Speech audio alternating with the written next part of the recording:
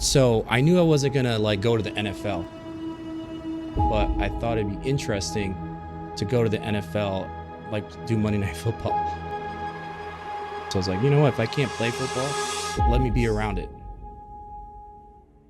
So I graduated college. I got an internship with the Tampa Bay Buccaneers. Coach Gruden had just won the Super Bowl and he got traded to Tampa Bay. He couldn't bring any of his coaches except for one, this guy, Mark Arteaga. So I met him and, you know, like a non-formal interview, I just kind of showed up in a suit and he liked me. And next thing you know, boom, I got a job with the Tampa Bay Buccaneers.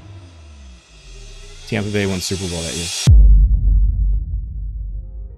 I was up for a promotion and I didn't get it. So I was like, you know what? These guys. So as life goes on, there's always these like moments in your life where you make some kind of decision and you go left, you go right, go straight, whatever. But this was one of them. So as I'm walking out the building, literally as I walk out the door into the parking lot, I get a call from someone I met, a production company I worked with. And it's like, hey, Sam, what are you doing tomorrow? I was like, well, I'm doing nothing. He's in Chicago, right? He's like, I'm doing this thing for the Chicago Emmys with Tim Kazuritsky. You want to come help? There's no pay. I'm like, sure. I jump in my car and I drive to Chicago. I work like a 17, 18-hour day for free. And then I was like, so that was like step one.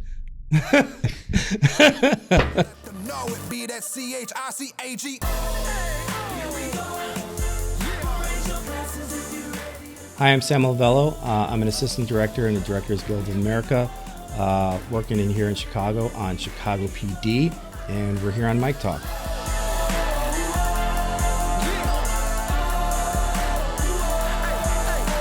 Welcome to another episode of Mike Talk. I'm your host, Michael Gutierrez.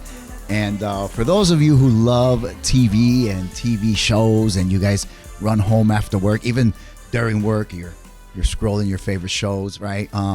There's people behind those shows that make the plot so good and make the angle so good. And so without further ado, I wanted to introduce my friend to you. And he's had so many titles in the movie business.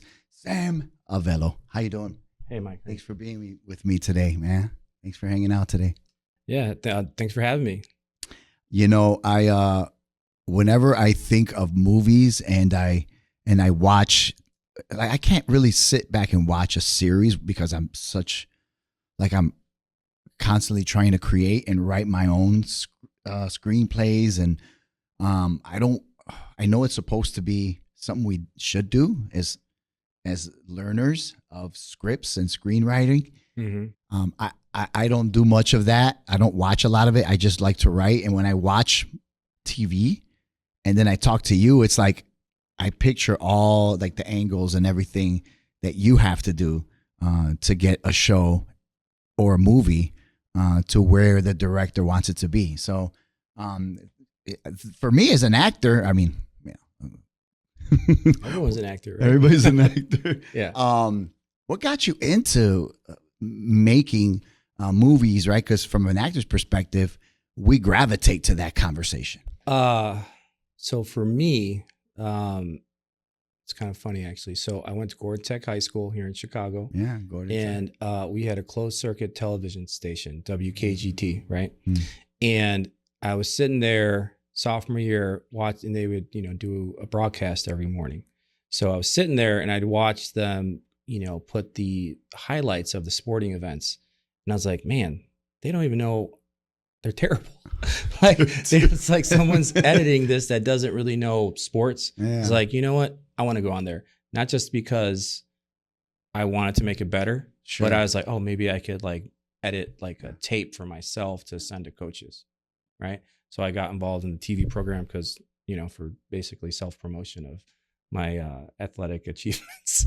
So you were like, in order for me to make sure I start. Yeah. Well, I was starting. Let me go ahead and work on this editing. But did you gravitated to it quick or? It was fun. We had this, we had a lot of old equipment, but, some people there that were really passionate about doing different things, right? And bringing different programs to the school. So Michelle Jackson, she was my TV production teacher.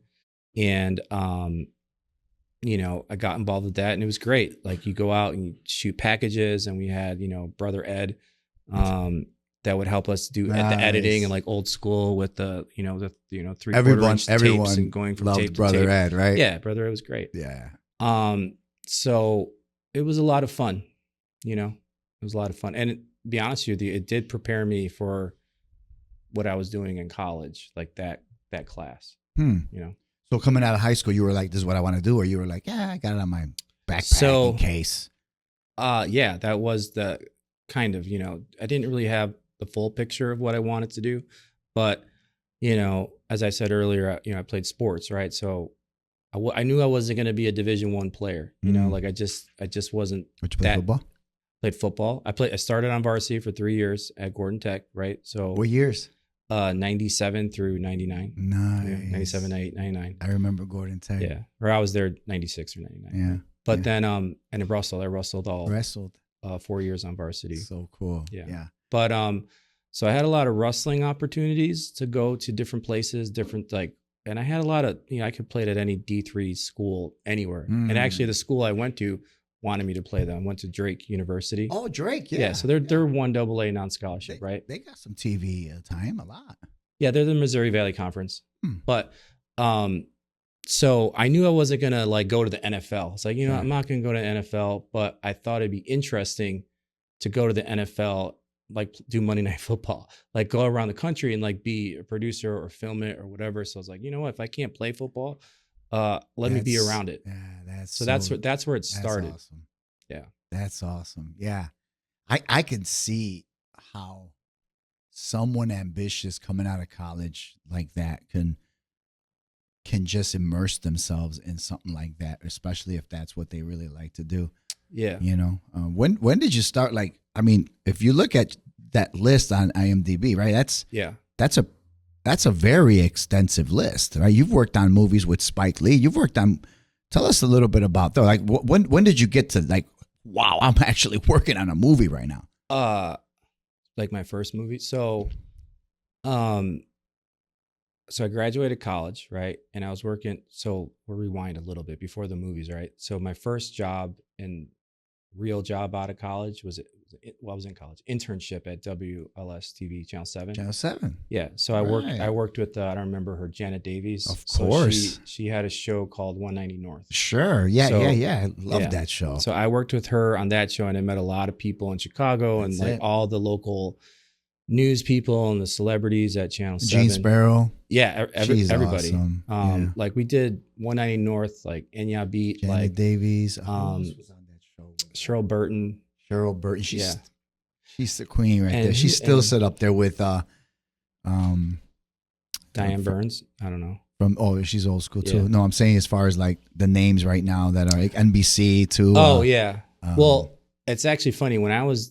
I know I want to ask about movies, talk about news, but when I was there, that internship that summer, it was great. It was working. I had 2 jobs actually. I worked at Montrose Beach, right? So I worked full time as a lifeguard, and then I also did full time as. I used to live right there, Montrose and Marine Drive. Yeah, so I go to the beach, it was great. But the entire half the news team left, and they went to CBS, and it was a big deal. Like they came in there with all the security guards and like exited everyone out of the building. That was like, they stole Diane Burns basically. It became a big deal.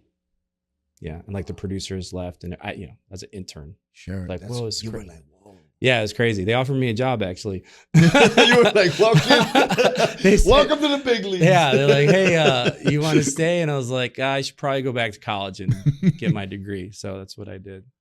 You didn't take the MBA check. Oh, no, let's go. I didn't take it. Actually, I have I know you still want to talk about movies, but it's okay. Before we get to the movies, I got an interesting, because it sets the context of I got an interesting story. So I think as life goes on, there's always these like moments in your life where you make some kind of decision, and you go left, you go right, go straight, whatever. But this was one of them.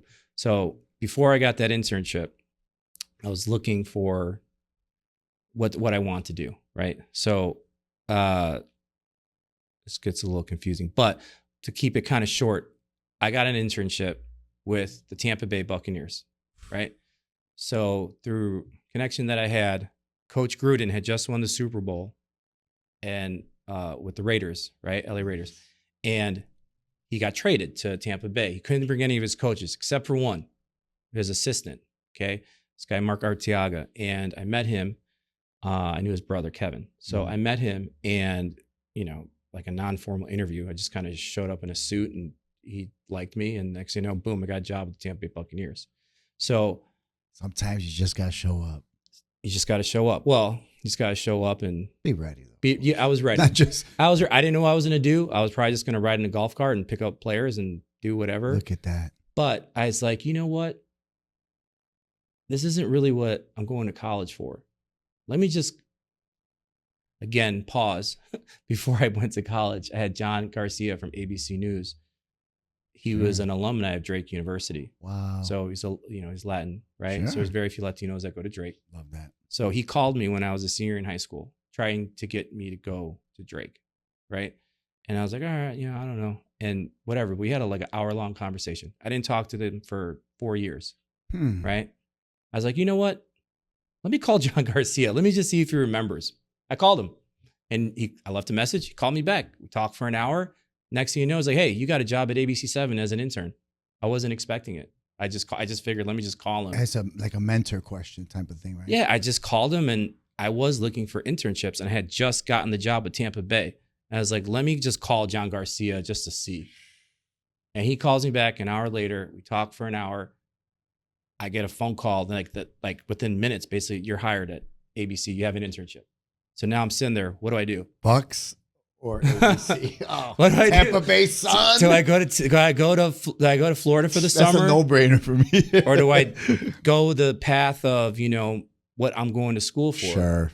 So I turned down Tampa Bay and I went to ABC7 and I stayed in Chicago and I did all that. Now, the rest is history. I'm still in the movie business, right? Tampa Bay won the Super Bowl that year. So you would have had a ring. I would have had a ring. You would have had a ring. I would have maybe been in the. And you still would have got a job with ABC the next year. Maybe. You should have had me as your agent. Yeah, maybe. Oh, but in hindsight, whatever, I think it worked out. I see. This is why I love hosting these because I can listen to these stories forever, dude. They're so inspiring, right? Yeah. And that's just the beginning. That was just the beginning of it, right? So, all right. So then going forward, so I was at ABC and then, you asked about the movies. So I went back to college and then I figured you're 18, when you're 21, you think you know everything. I was like, I know the movie business. I didn't know the movie. I know the TV business. Like, let me get a job in radio. Because I had a radio TV major. So I got a radio face. Yeah. So I worked at the radio station in Des Moines, Iowa. And I worked there. It was great. I loved it. I hear a lot of nice things about Des Moines. Yeah. I mean, not much to do, but they have like their own little area, right? That's really nice. Great community there. They have, I think, a lot more going on. That Cubbies. They do have the Iowa Cubs. That whole area has developed quite a bit. But nice. Anyway, so I was working at the radio station. I think it's still there. Saga Communications. It's kind of like maybe like B96, where they have a bunch of Eddie V and Joe Bowes. Yeah, like that. We had Man Cow. And we had local stations. Anyway, awesome. So I'm there. I graduate. I'm still there at the radio station and I was up for a promotion and I didn't get it. Oh, so I was like, bummer. Fuck these guys. so I was like, all right, I quit. I'm done. So as I'm walking out the building, literally as I walk out the door into the parking lot, I get a call from someone I met, a production company I worked with at ABC7 in Chicago the summer prior. And they said, hey, there's a guy named Michael Torcha. Fun fact about Michael Torcha, he was on the Oprah Winfrey Show as like your favorite cameraman. He always would tell people. Anyway, he calls me and it's like, hey, Sam, what are you doing tomorrow? I was like, well, I'm doing nothing. He's in Chicago, right? He's like, I'm doing this thing for the Chicago Emmys with Tim Kazuritzky. You want to come help? There's no pay. I'm like, sure. I jump in my car and I drive to Chicago. I work like a 17, 18-hour day for free. And then I was like, this is what I want to do. And I got in my car, drove back, and I moved all my stuff out of Iowa, and I went back to Chicago and with no job and just lived in my grandparents' house. So that was like step one. Wow. And that's it. Sometimes it's making those moves when you know. It's like, I know. Well, I mean, yeah, it was literally one door. As I walked through one door, another one opened. You know, I think it's interesting because when I met you, we met at Eric's working out downstairs in, in his home gym. I love that place. Yeah. And you were working on movies, but you were also working on, I think that was also CPD you were working on, because it was the very beginning, wasn't it? Maybe it was a long time ago. Yeah, a long time ago. It just depends like what season that was. So transitioning right to movies, right? So that's what got me into movies. But then, long story short, why I came back to Chicago. But movies kind of left LA for a while there, and I found myself traveling all the time. I was in Atlanta, I was in Vegas, I was in Hawaii, I was in Arizona. We just always traveling. That's what it was. You're never home. That's what it was. When I would ask Eric about you, yeah, he was like, "Oh, he's," and that's when I knew, "Oh, this brother's aggressing." Yeah, and it's probably more true today than it was back then. But films started leaving LA. Like when I first got there in 2005, there was a lot of stuff, a lot of TV shows. There weren't really tax incentives all over the country like they are now. So I figured I could just spend my off time in Chicago. If I'm traveling anyway, why not be home? So I came back here, and I had been offered a bunch of jobs. Like they started, the tax incentive basically kicked in here. There was a long time working for this tax incentive. So I was offered a show called, it was called Playboy Club or something like that. Sure. I think it was a 1 season show. 1 season, yeah. And then I got offered season 1 of Chicago Fire. They wanted me to come and do it, and I turned them down. But I turned them all down because like at that time, like I live in LA. I don't want to come back, and unless you're going to pay me to put me in the house and fly me out here, pay. It's got to make sense. Yeah, because usually they pay you to go somewhere else. Like if you're not going to work at home, they got to compensate you for not being home, right? So then I came back to Chicago. So all of a sudden I'm a local here in Chicago. So now I could work from home. So then I got offered a lot of jobs. Because there were a lot of jobs in Chicago because of this tax incentive. So the very, very first show I did here was a show it was a pilot, never got picked up, called Doubt. Okay. All right. And then, so I did that pilot, and then I was flying back and forth between LA and here. Whoa. And which is fine. But I was doing like, we talked Ray Donovan. I did the pilot for that. Such a cool show. Yeah. And I did finish watching that. Total Recall. The remake. Oh, yeah. The Recall, Total Recall. Yeah. And then the Recall of Total Recall. Yeah. And then what else was I doing at that time? And then I came back here, and then I think I did Divergent. Sure. Yeah. That was pretty big. Yeah. That was pretty big. Yeah. And then so that was like then I went to Vegas, and we did I Think Like a Man 2. That must have been fun. It was fun. It was a lot of fun, actually. That was a very, very busy year, back and forth. So you were hitting quite a few genres too, as a behind the scene too, right? And yeah, like in the movie business, it's it's a gig economy, literally. Like you go from one show to the next. Yeah. You just kind of move, you bounce around, and you got to like keep going and keep making different connections and just always networking. It's like what we do as real estate agents and lenders, and what we do in the every day, right? Yeah. We always have to network to get to the next step. Wow, that sounds really. So we probably met somewhere in there, right? Yeah. Like I had just moved back to Chicago. I was bouncing around, and I was boxing when I was in LA. Yeah. And then Eric, 4-time Golden Glove champion or whatever he is. Yeah. Had his little gym in the basement. He's gonna want me to correct it. It's 5 times. Is it 5 times? All right, 5 times. It's 5 times. Yeah. So So I was, we were working out. That was back when he was pretty active. I think. He was still fighting. Yeah, he was still fighting. He went right back in too, man. Yeah. He went. We got to get him on the show too. He's got an amazing story. But I actually did a small movie in Baton Rouge, and some guy knew him. So really, so it's called Universal Soldier 4. Like, I didn't even know there was a part 2 and part 3, but there was, but it was great. A friend of mine, John Himes, was the director. His father is a really famous director, but Andre Avlowski, the Pitbull, was in this movie. Interesting. So he was living in Chicago, right? And he knew Eric because they used to spar each other all the time. Yeah. So like, you're in Louisiana, you're like, how do you know Eric? Yeah, right? yeah. Well, crazy. He came. It was so funny. Like, I had to organize transportation of his Pitbull from Chicago to Baton Rouge.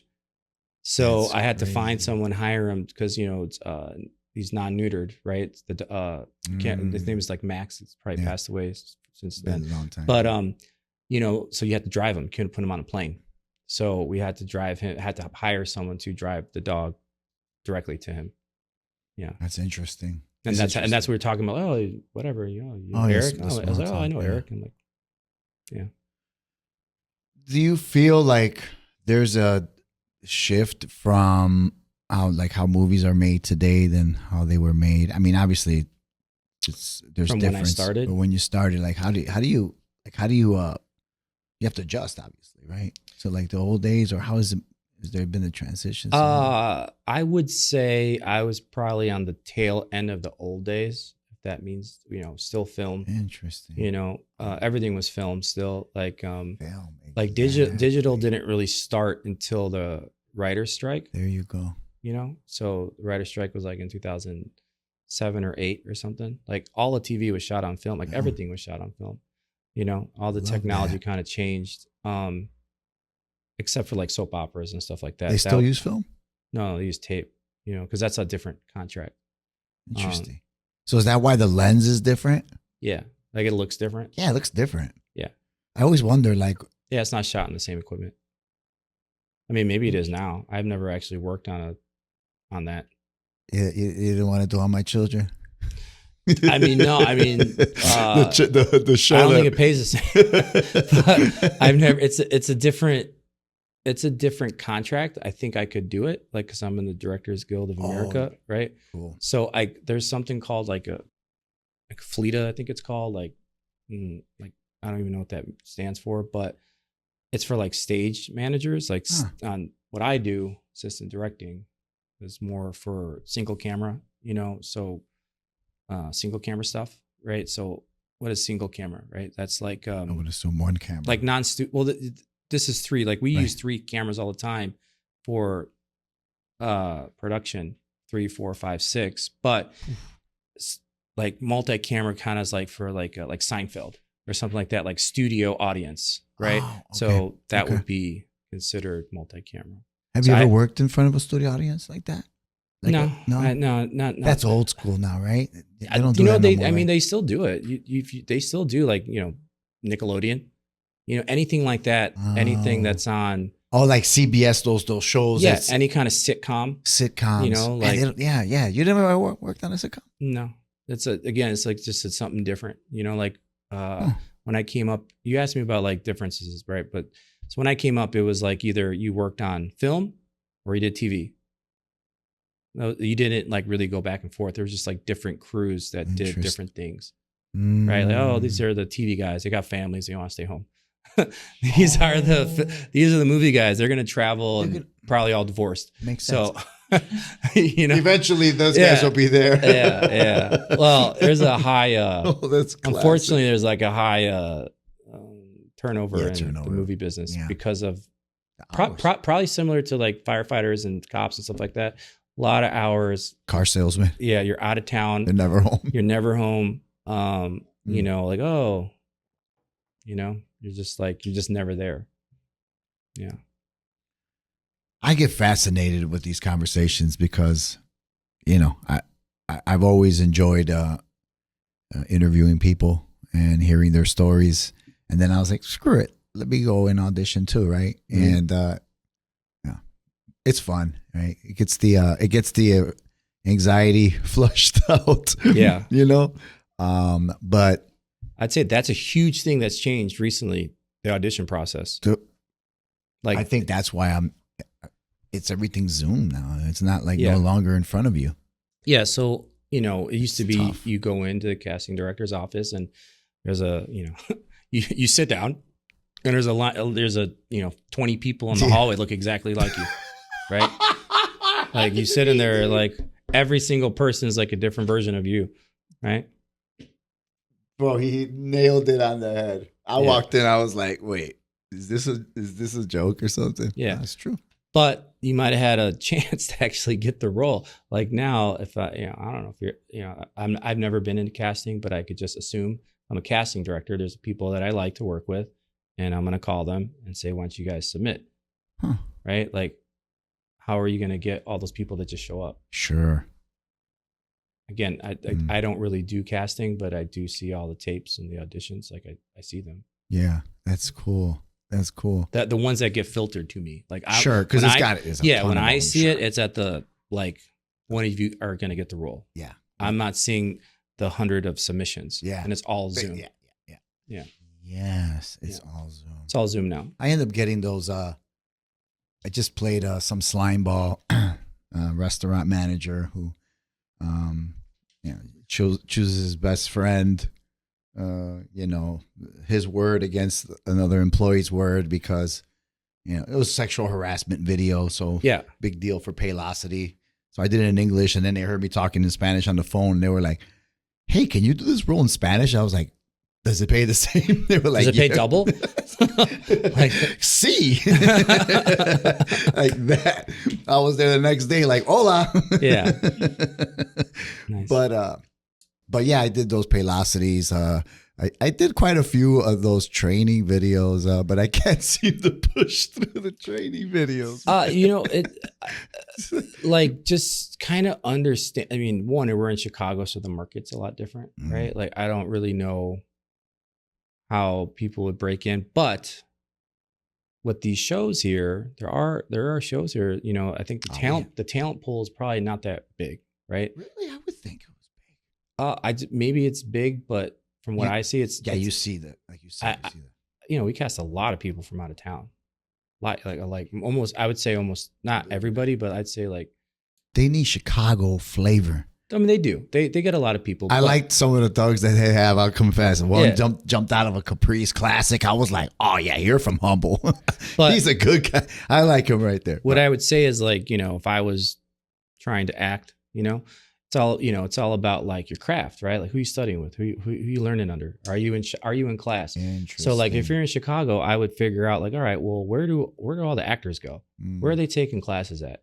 I went to Second City. Right, but like. Go to Second City. Go to like. There's plenty of actors that are from Chicago that have their own little places where people study. Like take the acting classes, right? And always be working on your craft. One, the local casting directors. If that teacher has any kind of reputation, they're gonna say, hey, who do you like? Who's going to be good in your class? Who do you like? I'm looking for this. So they call the people that actually. So look at where. Go into classes that actually have people that are getting booked out of those classes. So it's not just about the talent agents. No.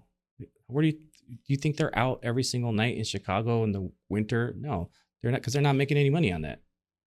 The guy that's actually teaching the classes, they're making money on the classes, right? So they're going to know who's actually pretty good or not and see if that person is actually Next time you guys booked anything. I'm going to be on the movie. Yeah. Sad. Yeah. That's what I would be doing. And then also, you are your brand, right? So, working on yourself and, fitness and all that stuff. Like you're going to be on camera all the time. Yeah. I'm behind the camera. So, I get, you get a little slack. Yeah. I get a little slack. You get a little slack. Man, so you've done quite a few movies. I look at the list and, do you talk to the actors sometimes or you really every don't? day, all day, like all the time, like sometimes it's more like, okay, you do your job, I do my job. But you got to have some kind of chemistry, right? If we're working together, right? Yeah. I mean, I'm dealing with the actors like all day long, like 99% of the time. Like I'm just with them all day, just like I am with you right now. Who's the coolest actor you've worked with? Most people are pretty great. You know, they wouldn't be continuing to get hired if they weren't, Sure, right? yeah. You know, and I have some, like, have to work you know, a hard. lot of good friendships from, you know, that people I'm friends with from, you know, this show that I'm on, Chicago PD. Yeah. Just I've been there so long, and you're with each other all day long, like just Yeah. going through everything together. Yeah. Like, you know, I got some really good friends. Like, friend wise, I'd say probably Jesse Lee Soffer is like one of my really good friends. Unfortunately, he's in Budapest filming a show, so we don't get to hang out much anymore. Yeah. But as far as like Budapest. cool points, like, you know, starstruck ish, for me, I did a movie with Tom Hanks. So he Cool. produced, directed it, and starred in it. So that was pretty cool. What movie was that? It's called Larry Crown. Yes. Yeah. I've heard of Larry Crown. I did not see it though, but I did hear Oh that. man, that's why, you know, Good movie? it's all right. It's Yeah. pretty good. I Okay. think it was a fun little movie. You Yeah. know, small. You work with a legend. Yeah, it Legend. was him and like Julia Roberts, Legends. and Gugu Mata. I can't remember Gugu's Yeah. last name, Wow. but she's like a big deal now. Wow. He was kind of young, coming up actor. How'd you get the gig with Spike? Like, did he call you? Spike Lee. Spike Lee, yeah. No, that doesn't. He didn't call me, but so since I work in Chicago, right? So Spike came here, right, and he brought his first AD. So I wasn't a first AD at the time. Okay. He's a director for, especially for a movie, well, even a TV show, Sure. that they're always going to bring who they like to work with, because it's a Of it's a big. course. Well, the first AD and the director are just like, it's a big deal. You know, I am the first AD on Chicago PD, so like, you know, it's a big deal running the show. You know, we work in teams, right? Yeah. Obviously, but you know, you're scheduling, you're breaking down, you're helping schedule all the actors, you're working with the producers and directly with the director. You know, you're kind of like the middleman between the money people and the creative vision, and then executing that plan. You know, so it's a balancing act, and you know, the director wants to make sure that you're on his side, right? At least feel like you're always on his side, and Absolutely. and has all trust in you to make things happen. I mean, that's probably with anything, right? Like a coach and a quarterback, like the Bears are going through, right? We got to find that chemistry, you know, a wide receiver and a quarterback, right? You see that they go out for dinner, right? Just to kind of get to know each other, because it's tough to just show up for game day and it's like, I don't know much about you, right? Yeah, So yeah. And it showed me that when I was, you invited me over to the set for CPD right here in Belmont Craig, and I was like, holy cow! I've seen so many people that were involved in one shoot, right? Yeah, one little scene. location, one scene, correct. And we employ a lot of people. I don't have an exact number, but let's just say, you know, a regular crew that's filming on anywhere, you know, it's probably like 135 people, something like that, and then plus extras, and then that's just the people on set, right? We have full, you know, construction department. Sure. We have, you know, art department. We have Teamsters. We have a full costumes. Like, we have all the people in the office. You know, those are just the people that are. We probably employ like 300 to 400 people locally. Wow. A day, if not including the extras. So. Or the background. Yeah. Or the actors. You know, like when it comes to the actors, like, for instance, the very first, I know you were you the first season of CPD? Yeah, I've been there with since Selena's John Seda. John Seda, yeah, yeah. We all loved that guy. Right? He was such a great actor, and then boom, he's gone. Yeah. And that's what happens with these actors, right? Like, I mean, why? I mean, I don't know what this is. What happens, but what is it that they sign you only for 1 season, 2 seasons? They're not good enough to come back, or what do you think it is? I can't speak to exactly why, you know, he's not there. But John, you know, again, good friend of mine. You know, John and I used to hang out all the time. You know, like, big boxing fan. You know, like, we watch all the fights together. You know, like, his kids. He moved his family here. You know, he has like 4 kids, I think. Wow. So both his kids ended up going to school here. So great guy, by the way. Like, one of the best you're ever going to meet. You could tell he was cool just by watching his acting. Yeah. Oh, such a good actor. But, you know, with anybody, it's a business, right? So you get signed on for so many seasons, and someone that's experienced and as good as he is, he's going to cost more than others, right? So when contracts come to renegotiate, unfortunately, I think whatever reason, it just didn't work out. So I can't really speak to how that goes, but he's great because I don't know how he went from our show. And they went to Chicago Justice, which was a one season show with like Carl Weathers. And so, they loved him in the Wolf world. So they took, John and moved him from one show to the other, and then he came back to Chicago PD for a season, right. So then he was back with us. And then I think it was just one season he was with us. And then he went to, and again, I think, speaking to his, acting, greatness, then NBC obviously loves him, and then they put him immediately on a show in New Zealand called La Brea. Oh, I didn't know that. Yeah, he did. It went for like 3 or 4, maybe 5 seasons, like La Brea on NBC. Interesting. Yeah. So is he back in the States? Yeah, I think that show's over now, but he's back in Chicago. He's always working, right? Yeah. I mean, he's made a name. He's made a name. And looking forward as far as like CPD, they're on their 13th season, 12th. So 13th? So Fire's on their 13th season. Yeah. PD is on their 12th, and I think Med's on the Meds. The 11th or 10th. Yeah, Meds. Med actually surprised me, but when that's what I wanted to kind of like land the plane with, and I think it's Dick Wolf. And I think whenever Law and Order, like that's when I hear that name, it's instantly Law and Order, right? Do you as a ADR, right? You see it down to, you see the actors filter down to the last few that are gonna possibly make it. But when it's time to shoot and you're already, or I'm sure even prepping, do you know more or less like, okay, I'm gonna love working with this director? I'm sure a movie, because you already know Mr. Wolf, so I'm sure you already know his style and you already know how to work that. But when you get different job opportunities, it's like, oh, I know this director, I know what kind of flavor he has. I don't know. Yeah, is there something like that that you guys look at? There, yes. It is the short answer. Yeah, there's certain directors you just bond better with, right?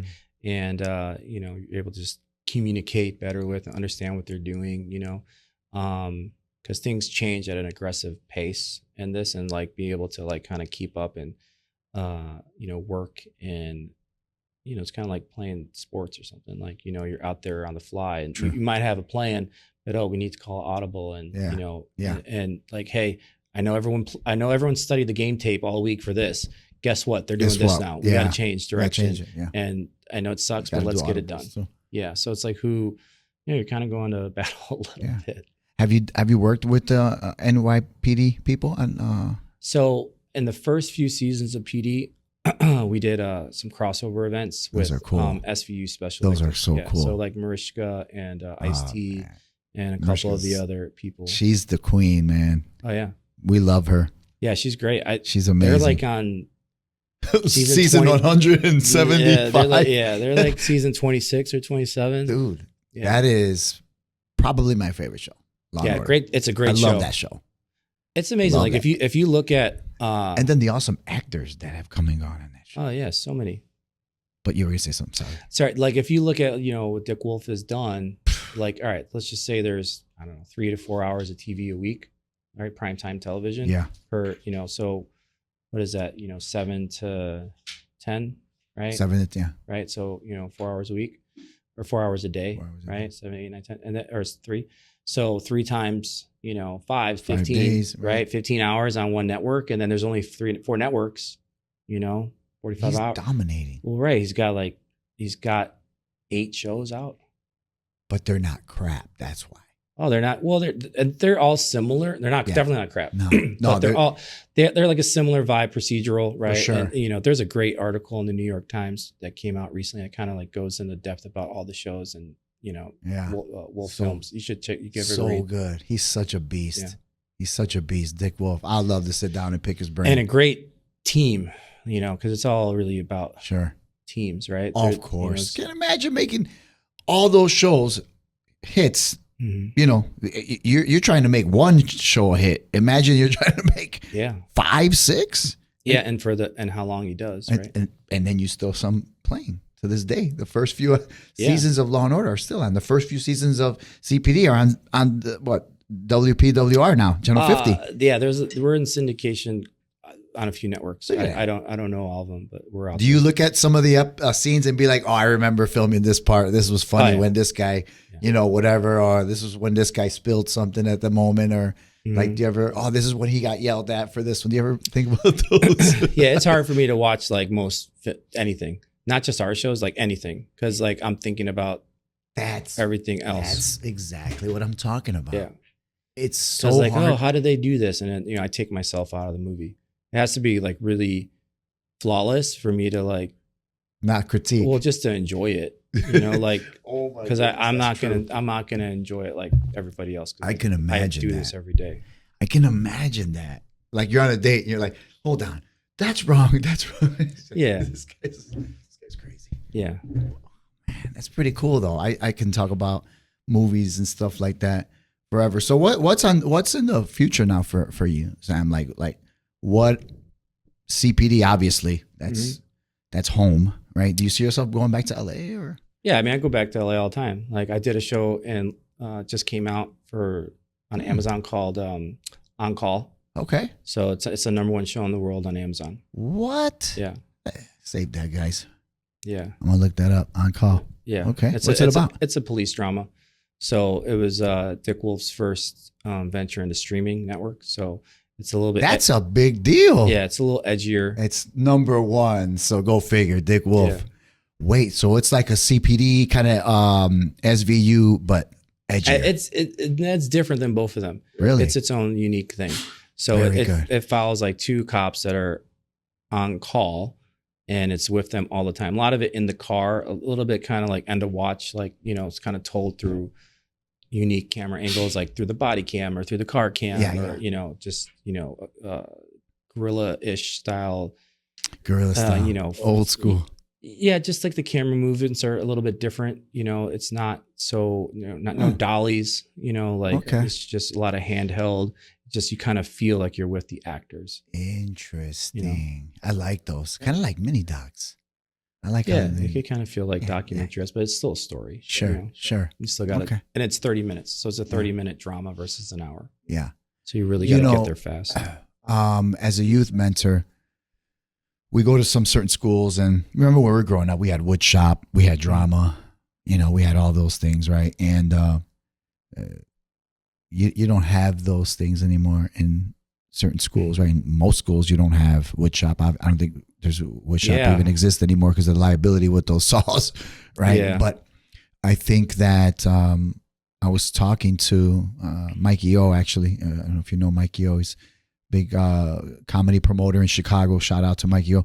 He's big with, trying to bring some kind of drama classes or something like that to some local schools, because I feel like there's so many youth can act and they have this this gift, right? Whether it's writing or acting, and or even crew, even learning camera, because the youth now are teaching me how to use with the social media, simplicity of phones and TikTok and all that stuff. Yeah. Right. And so what kind of advice would you kind of give, like whether it's our youth that have no outlet for that, and maybe our authority that could bring this kind of opportunity to our schools? I mean, there's programs out there like, Sure. I don't know, but I can't really speak for the Chicago public schools. There's a lot of that, funding's just cut, That's whatever. thing, So, yeah. but most schools, I know, like where I send my kids, they go to St. Edward's. So they have a fantastic extracurricular program director, and they have a fall and a spring musical. That's so awesome. It's all kind of kid run. Sure. So all the kids, Prep them. they audition, they get roles, and then there's other kids like my son who's over here. Yeah. He helped out with behind the scenes, like making the sets, and like there's adults there and they're using tools and they're cutting things and then they're, you know, moving them in and out on the set, and the kids are helping out with the audio visual. So that's what we do at St. Edward's. But, you know, obviously people volunteer, but I know that, you know, my uncle used to help out at the, what's the church right here? Chicago Tabernacle. Oh, sure. So they would do like same thing, like a big Christmas production. Yeah. So people would come in and volunteer That's time. nice.